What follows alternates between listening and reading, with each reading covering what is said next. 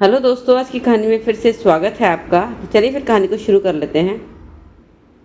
मेरी पत्नी रोज़ मेरे लिए बहुत टेस्टी नई नई खाने की डिश बनाती। रात को जब भी मैं ऑफिस से आता तो वह खाने की टेबल पर नया सूट पहन मेरा इंतज़ार कर रही होती। मेरी पत्नी इतनी खूबसूरत थी कि उसे देखते ही मेरे दिन भर की थकान उतर जाती। मैं जल्दी से फ्रेश होकर अपनी पत्नी के पास बैठता, रात को खाना खाता, मगर मुझे हैरत तब होती जब वह मेरे साथ तो बैठती मगर खाना नहीं खाती। जब मैं उसे खाना खाने को कहता तो वो मुझे कहती कि मैंने अपने लिए पिज़्ज़ा ऑर्डर किया है, कुछ ही देर में डिलीवरी बॉय आकर दे जाएगा, मैं वही खाऊंगी। खाना खाने के बाद ही मुझे फ़ौरन नींद आ जाती। मेरे सोने के बाद वह डिलीवरी बॉय मेरी पत्नी को पिज़्ज़ा देने आता। अब यह काम रोज़ ही होने लगा था। मैं सोचकर हैरान था कि पता नहीं क्यों ये डिलीवरी बॉय रोज़ मेरे सोने के बाद ही पिज़्ज़ा देने आता है। मुझे अपनी पत्नी पर शक होने लगा। एक रात में सोया नहीं और सोने की एक्टिंग करने लगा। जैसे ही वह डिलीवरी बॉय आया तो मैं अपनी पत्नी उसे अपने कमरे में ले आई। वे दोनों एक सोफे पर बैठ गए थे। उसके बाद मेरी आंखों ने जो मंजर देखा वह इतना दर्दनाक था कि किसी को भी बताने के लायक नहीं था। यह देखकर तो मेरे पैरों तले ज़मीन निकल गई। जब मेरी पत्नी ने उसका हाथ पकड़ा और फिर मुझे अपनी आंखों पर यकीन ही नहीं आ रहा था कि मैं ये क्या देख रहा हूँ। मेरी पत्नी रात के समय हमारे ही कमरे में मौजूदगी में ये क्या कर रही थी। मैं नहीं जानता था कि मेरी पीठ पीछे मेरी पत्नी एक खेल कब से खेल रही है। मेरी पत्नी मुझे सोता हुआ समझकर मेरी मौजूदगी में किसी गैर लड़के के साथ बैठी हुई थी। वे दोनों मेरे सामने सोफे पर एक साथ बैठे थे और यह सब देखकर मैं शर्म से अपनी आंखें बंद कर ली थी। वह लड़का कुछ समय मेरी पत्नी के साथ बिताकर वापस चला गया, लेकिन जाते जाते मेरे जीवन का सुकून भी ले गया। मैं पूरी सच्चाई जानने के बाद ही उसे कुछ बोल सकता था। उसे गलत साबित करने के लिए मेरे पास किसी भी सबूत का होना ज़रूरी था। उस समय मैंने एहसास नहीं होने दिया कि मैं उसकी सच्चाई जान चुका हूँ। इसलिए मैंने उसके सामने सोने की एक्टिंग की और रोज़ाना की तरह सुबह मैं उठा। लेकिन आज की सुबह मेरे लिए बहुत ही अलग थी, क्योंकि अब कुछ भी मेरी ज़िंदगी में पहले जैसा नहीं रहा था। मेरी जान से प्यारी पत्नी, जिसका चेहरा देखकर मैं सुबह खुशनुमा हो जाता था, आज उसे देखकर मुझे घिन आ रही थी। आज जब वह मेरे करीब आई, मैंने उसे खुद से दूर कर दिया। मैं नहाने के लिए बाथरूम में चला गया। कल रात मुझ पर जो कयामत टूटी थी, उसकी वजह से अब हमारा रिश्ता पहले जैसा कभी नहीं हो सकता था। मैं नहाकर जब बाहर निकला तो सीमा मेरे इंतज़ार में बैठी थी। मुझे देखकर कहने लगी, आज ऑफिस से जल्दी आ गए, हम घूमने के लिए बाहर चलेंगे। लेकिन आज मैंने उसे साफ साफ कह दिया कि मेरा कहीं जाने का कोई इरादा नहीं है। मेरा दिल तो चाह रहा था कि मैं उससे पूछूं कि आखिर उसने मेरे साथ इतना बड़ा धोखा क्यों किया, लेकिन मैं ज़बरदस्ती में कोई भी ऐसा काम नहीं करना चाहता था जिससे कुछ गलत हो जाए। इसलिए मैंने उसके चेहरे की तरफ नहीं देखा, क्योंकि आज वह मुझे बहुत ही बुरी लग रही थी। मेरा बदला हुआ रूप देखकर उसे कुछ समझ ही नहीं आया, क्योंकि कल रात तक हम दोनों के बीच में सब कुछ ठीक ठाक था। इसलिए वह जान ना सकी कि मेरा बर्ताव अचानक से क्यों बदल गया। वह ये बात नहीं जानती थी कि कल रात को मैं सोया नहीं था, बल्कि जाग रहा था। हम अक्सर ही बाहर घूमने जाया करते थे। जब भी वह कोई फरमाइश करती, मैं फ़ौरन पूरी कर देता था। लेकिन कल रात के बाद सब कुछ बदल सा गया था। मैंने उससे कहा कि मुझे देर हो रही है, ऑफिस के लिए निकलना है। मैंने बहुत ही रूखे अंदाज में उससे बाय कहकर घर से निकल गया, वरना हर रोज़ ऑफिस जाने से पहले उससे बहुत सारी बातें करता था। रात वाला नज़ारा अभी भी मेरी आंखों के सामने घूम रहा था और मैं सोच रहा था कि मेरी मोहब्बत में आखिर ऐसी कौन सी कमी रह गई थी जो सीमा इस हद तक गिर गई कि उसे हमारे रिश्ते का भी ख्याल नहीं रहा। मैं बहुत ही गुस्से में बहुत तेज़ गाड़ी चलाता हुआ ऑफिस पहुंचा। अब मैं यही सोच रहा था कि मुझे आगे क्या करना है, किस तरीके से सबके सामने ये बात करूं, क्योंकि मेरी माँ मेरी पत्नी से बहुत मोहब्बत करती थी, इसलिए वह मेरी इस बात पर कभी भी भरोसा नहीं करती। मैं अजीब उलझन में फंस गया था। मुझे किसी भी तरीके से अपनी माँ के सामने अपनी पत्नी के मुंह से सारा सच उगलवाना था। मेरी पत्नी सीमा मेरी माँ की पसंद से ही मेरे जीवन में आई थी। वह उनकी किसी दोस्त की बेटी थी और उन्हें जान से भी ज़्यादा प्यारी थी। शादी के बाद तो मैं भी सीमा से मोहब्बत करने लगा था, लेकिन अब मुझे यह पता चला कि मोहब्बत सिर्फ एक तरफ है। सीमा का मुझसे मोहब्बत करना, मेरा ख्याल रखना, मेरे आगे पीछे घूमना, वह सिर्फ एक धोखा था और फरेब था। अब जाकर मुझे ये बात समझ आ गई थी। मेरा नाम अजय है। जब मैं 22 साल का नौजवान था, अचानक ही मेरी माँ मेरे कमरे में आई और कहने लगी, अगर तुम मुझसे मोहब्बत करते हो तो बिना कोई सवाल किए मेरे एक फैसले पर अपना सर झुका देना। मेरी माँ ने बहुत मेहनत से मुझे पाल पोस कर बड़ा किया था। मेरे लिए वह मेरे पिता भी थी और मेरी माँ भी। मैं अपनी माँ की भी किसी भी फैसले के खिलाफ जाने का सोच भी नहीं सकता था। इसलिए मैंने अपनी माँ से कहा कि मुझे आपका हर फैसला मंजूर है। माँ कहने लगी कि उन्होंने मेरा रिश्ता तय कर दिया है और एक हफ्ते बाद मेरी शादी है। माँ की बात सुनकर मुझे धक्का लगा। मैं कुछ देर खामोश खड़ा रहा और सोचने लगा कि इतनी जल्दी माँ को लड़की कहाँ से मिल गई और उन्होंने मुझे बिना बताए ही मेरा रिश्ता तय कर दिया। मेरी मेरी और मेरी माँ की ज़िंदगी में एक दूसरे के अलावा और कोई नहीं था। लेकिन फिर माँ ने मुझे खुद ही बताया कि उनकी दोस्त की बेटी है, बहुत ही अच्छी लड़की है। आज तक मैंने अपनी माँ की किसी भी दोस्त के बारे में नहीं सुना था। आज अचानक ही माँ मुझे अपने बचपन की दोस्त की बातें बताने लगी। मेरे लिए सब कुछ बहुत अजीब था। माँ की ये दोस्त उनके पुराने समय के साथ की ही थी। आज बहुत सालों के बाद माँ की उससे मुलाकात हुई थी। मुझे एक बात समझ में नहीं आ रही थी। इतने सालों के बाद माँ को उनकी दोस्त मिली और माँ ने उनकी बेटी से मेरा रिश्ता तय कर दिया। मैंने अपनी माँ से कहा कि शादी के लिए कुछ समय ले लेते, लेकिन माँ ने मेरी बात नहीं सुनी। मुझ पर शादी के लिए इतना जोर दिया कि मैंने सीमा को बिना देखे ही शादी के लिए हाँ कर दी और फिर हमारी शादी हो गई। वह मेरी दुल्हन बनकर मेरे घर में आ गई। शादी की रात जब मैंने उसे पहली बार देखा तो वह बहुत ज़्यादा खूबसूरत भी नहीं थी। मुझे उसमें कोई भी ऐसी खास बात नज़र नहीं दिखी। माँ की दोस्त बहुत ही ज़्यादा बीमार थी, इसलिए वह चाहती थी कि उसके जीते जी ही उसकी बेटी की शादी हो जाए। माँ ने अपनी दोस्त की आखिरी ख्वाहिश पूरी करने के लिए मेरी और सीमा की शादी करवा दी, लेकिन शायद उनकी जल्दी की असल वजह कुछ और ही थी, जिस वजह से एक हफ्ते के अंदर अंदर ही उसकी माँ ने उसकी शादी मेरे साथ करवा दी थी। वह वजह मुझे अब तक समझ नहीं आ रही थी। मेरी पत्नी अगर मेरे घर में इतना कुछ कर सकती है तो अपनी माँ के घर में क्या कुछ नहीं कर सकती होगी। वहाँ वैसे भी अकेली थी। सीमा के घर में सिर्फ उसकी बीमार माँ ही थी, वह भी मेरी तरह इकलौती थी। सीमा की माँ ने बताया कि उसके पिता का देहांत उस समय हुआ था। सीमा वह 10 साल की थी। मैंने सीमा के साथ बहुत मोहब्बत और ईमानदारी से अपने रिश्ते की शुरुआत की थी। वह हमेशा मेरी माँ का बहुत ख्याल रखती। उसने हमारे घर आते ही हमारे पूरे घर की जिम्मेदारी संभाल ली थी। उसके आने के बाद मेरी माँ को जो भी बेटी की कमी महसूस होती थी वह पूरी हो गई थी। सीमा ने मेरी माँ का दिल ऐसे जीत लिया था कि वह दिन रात सिर्फ उसी की तारीफें में गुनगाती रहती। मुझे भी ये देखकर बहुत खुशी होती कि मेरी पत्नी ने बहुत अच्छे तरीके से हमारी ज़िंदगी में अपनी जगह बना ली।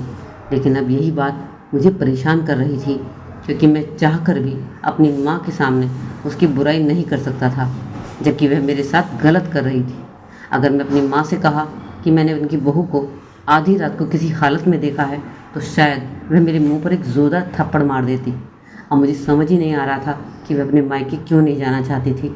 शादी के बाद से ही सीमा बहुत कम और बहुत मुश्किल से ही अपने घर जाती थी।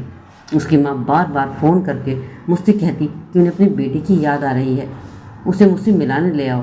लेकिन मैं जब भी सीमा से कहता कि अपनी माँ से मिलने चलो तो वह मना कर देती। हमेशा उसके पास कोई ना कोई बहाना होता। कभी कभी मैं सोचता कि कोई बेटी अपनी माँ से मिलने के लिए कैसे मना कर सकती है।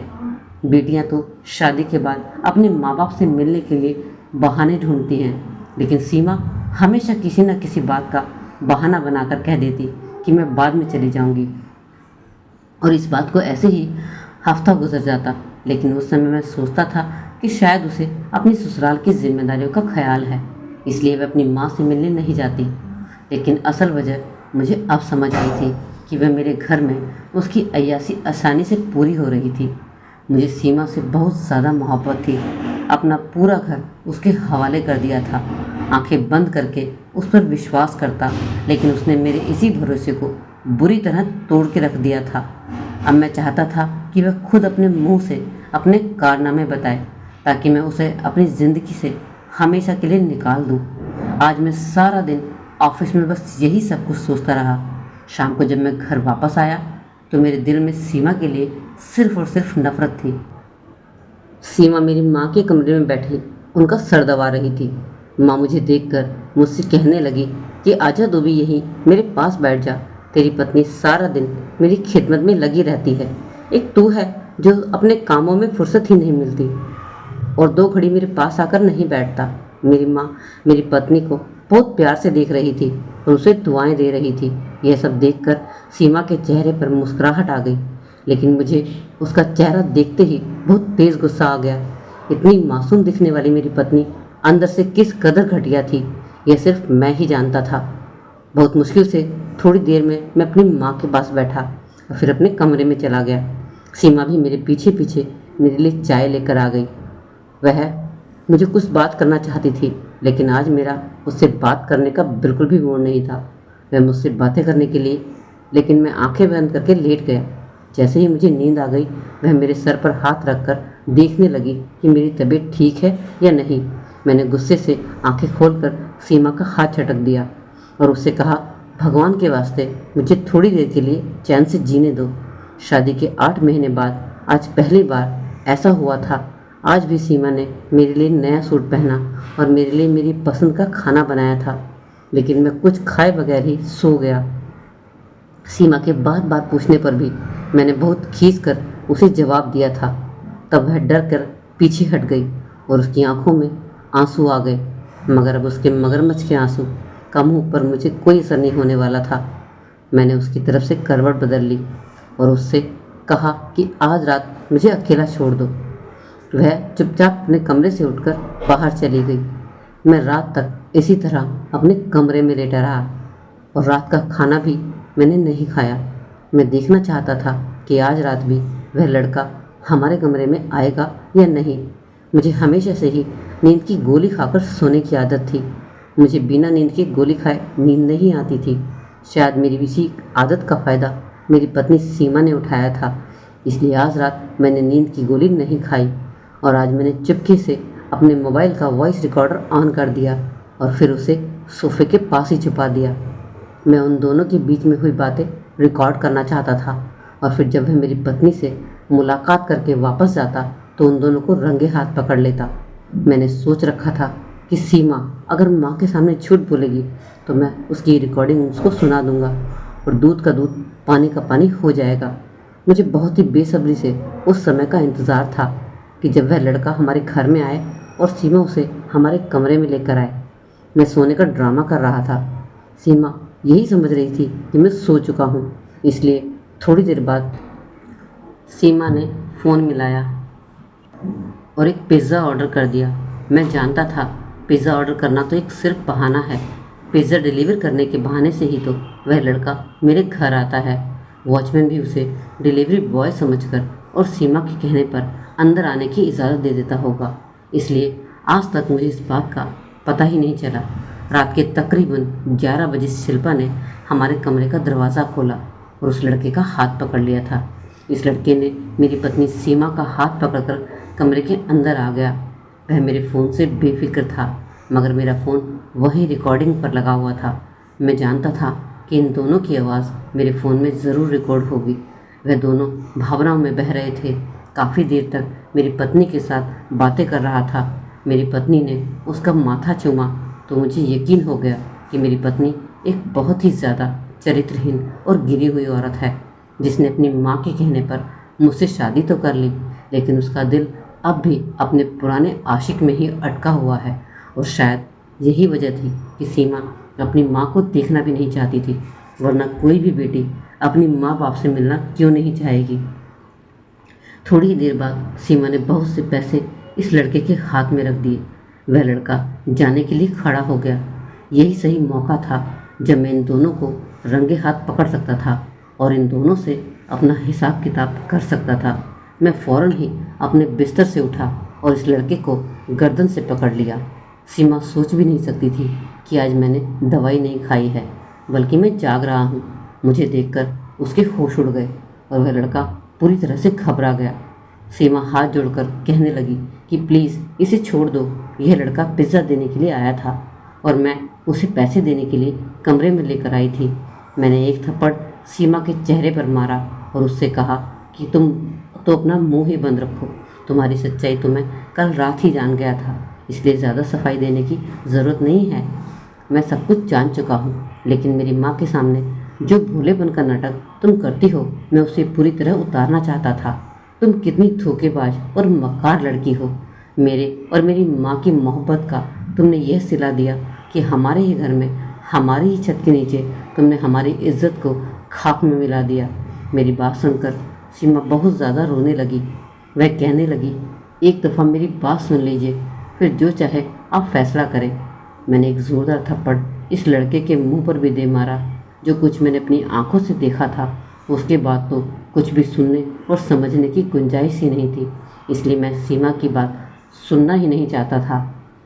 एक डिलीवरी बॉय आधी रात को मेरे कमरे में क्या करने के लिए आया था, यह बात समझना कोई बड़ी मुश्किल बात नहीं थी। मेरे कमरे में शोर सुनकर मेरी माँ भी मेरे कमरे में आ गई। कमरे का मंजर देखकर वह परेशान हो गई। मैंने माँ को चीख कर बताया कि उनकी प्यारी बहू किस तरह हमारी इज्जत को मिट्टी में मिला रही है। मेरी बात सुनकर मेरी माँ को सदमा लगा और वह मुझसे कहने लगी कि कुछ तो होश करो, सीमा एक इज्जतदार लड़की है। मैंने गुस्से में माँ से कहा कि मैं सीमा के बारे में कुछ भी नहीं कहूँगा, बल्कि अब जो कहेगा मेरा फ़ोन रिकॉर्डर कहेगा। मैंने सब कुछ फ़ोन में रिकॉर्ड कर लिया है। मैंने सोफ़े में से जो फ़ोन छुपाया था उसे निकाला और उसका रिकॉर्डर ऑन कर दिया, और फिर जो बातें दोनों के बीच में हुई थी वह सुनकर तो मेरे पैरों तले से ज़मीन निकल गई। वह लड़का और सीमा मेरे सामने सर झुकाए खड़े थे। मेरी माँ भी मुझसे बहुत ज़्यादा नाराज़ थी। जो कुछ मैंने देखा था और सुना था वह सब कुछ गलत था। उन्हें और जानने के बाद मैं अपनी माँ और सीमा से नज़र मिलाने के लायक ही नहीं रहा था। सीमा की सिसकियाँ मेरे पूरे कमरे में गूंज रही थी। मेरी माँ उसको सीने से लगाकर तसल्ली दे रही थी। मेरी माँ कह रही थी कि वह हर हाल में उसके साथ ही रहेगी। माँ ने उस लड़के को भी सोफे पर बिठाया। मैं अपनी जगह पर खड़ा रहा। सीमा और उस लड़के के बीच में होने वाली बातों ने मुझे आईना दिखाया, और अब शायद सारी ज़िंदगी मैं अपना चेहरा आईने में नहीं देख सकता था। वह लड़का सीमा को अपने गले से लगाए बैठा था। वह लड़का रिकॉर्डिंग में कह रहा था कि दीदी, तुम्हारी दुआओं और मदद की वजह से ही आज मेरा सपना पूरा हो गया है। अब मुझे सिर्फ 1 साल की प्रैक्टिस करनी है। दीदी, अगर तुम मेरा साथ ना देती तो शायद मैं कभी भी अपनी ज़िंदगी में आगे नहीं बढ़ पाता। बाबा ने तो हम दोनों को अलग कर दिया था और मुझे अपने साथ ले गए, लेकिन तुमने कभी भी मुझे अकेला नहीं छोड़ा, हमेशा मेरा साथ दिया। इसी वजह से आज मैं अपनी ज़िंदगी में इतना पढ़ पाया हूँ। सीमा उसे मुबारकबाद दे रही थी और उसे अपना भाई कह रही थी। अब मुझे पता चल गया था कि उन दोनों के बीच में भाई बहन का रिश्ता था। कुछ देर बाद जब सीमा खुद ही कहने लगी कि मैं और कर्ण सगे भाई बहन हैं और हमारे माता पिता की गलती ने हम दोनों को अलग कर दिया था। हमारे पिता बहुत ही सख्त मिजाज के थे और छोटी छोटी बातों पर बहुत गुस्सा हो जाया करते थे, जिससे घर का माहौल बहुत ज़्यादा बिगड़ जाया करता था। माँ और बाबा के बीच में हमेशा झगड़े होते रहते थे। फिर एक समय ऐसा आया कि उन दोनों ने अलग होने का फैसला कर लिया और फिर दोनों ने ही खुद ही बच्चों का बंटवारा भी कर लिया। बाबा कर्ण को लेकर अपने साथ चले गए और माँ ने मुझे रख लिया। उन्होंने यह सोचा ही नहीं कि उनका ये फैसला हम दोनों की ज़िंदगी के ऊपर क्या असर करेगा। हम दोनों एक तरह से अनाथ ही हो गए थे। हम दोनों भाई बहन बचपन से ही एक दूसरे से प्यार करते थे और एक दूसरे की जुदाई बर्दाश्त नहीं कर पाते थे, लेकिन अपने माँ बाप के फैसलों की वजह से हम दोनों एक दूसरे से बिछड़ने के लिए मजबूर हो गए। बाबा ने दूसरी शादी कर ली। करण को दूसरी माँ मिल गई, लेकिन वह उसके साथ बहुत ही बुरा बर्ताव करती थी। माँ ने दूसरी शादी नहीं की थी और वह बीमार हो गई, जिस वजह से बहुत कम उम्र में ही मैं अपने घर को संभालने लगी। हम दोनों ने ही एक दूसरे को संभाला।